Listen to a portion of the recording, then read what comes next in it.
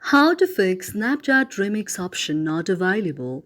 Hello everyone, it's me Rock, and in this video tutorial I will be teaching you how you could fix Snapchat Remix option not available. For this, at first you have to launch your very Snapchat application on your device.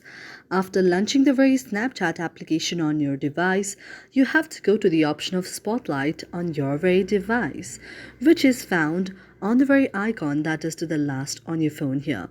Now after you proceed to the very spotlight option here, you can go to the three dots option here and then you can tap on the option of Remix Snap.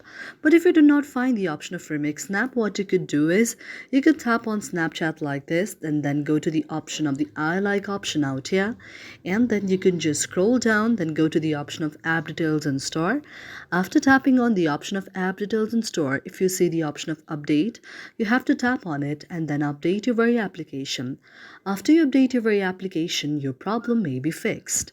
Thank you for watching our video, and if you really like it, do not forget to subscribe our channel.